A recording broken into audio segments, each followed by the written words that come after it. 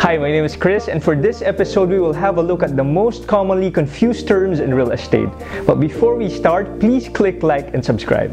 First is lot area versus floor area. Ang lot area ang kabuang sukat ng bahay. Ang floor area naman ay ang kabuang sukat ng structure kasama ang bawat palapag nito. Karamihan dito sa atin, mas malaki ang sukat ng floor area kesa sa lot area because most of the houses here have multiple floors. Single attached versus single detached. Ang single attached, your house is built directly at the side of your lot. For single attached houses, your lot space is maximized.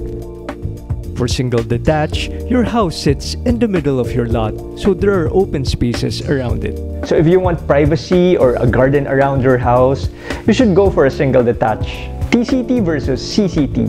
Ang TCT or Transfer Certificate of Title ay ang titulo ng iyong lupa, meron man o walang nakatayong physical structure. Sa TCT, nakasaad dito ang geophysical elements of the land, its registration number, and of course the name of the owner.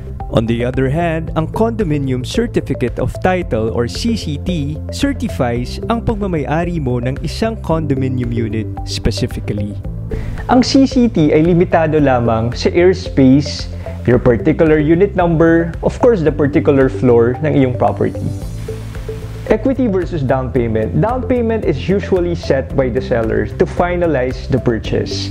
Equity, on the other hand, needs to have a loanable amount. So total price minus loanable amount equals equity.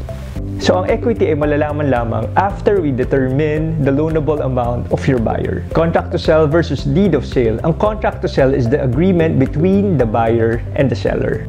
The contract shows that the seller promises to sell the property to the buyer and the buyer also promises to buy the property. So sa contract to sell, the ownership is still with the seller.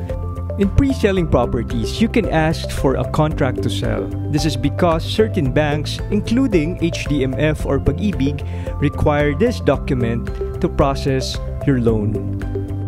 If the buyer was successful in paying for the property based on the acknowledged purchase price, then they can enter into a deed of sale. The contract to sell comes before a deed of sale, as the former serves as the basis for the latter. There is an act of finality when it comes to the deed of sale. So those are the most commonly confused terms in real estate. If I weren't able to include some of the words that you know, please comment down below and I'll try to do it next time. Again, I'm Chris and ciao!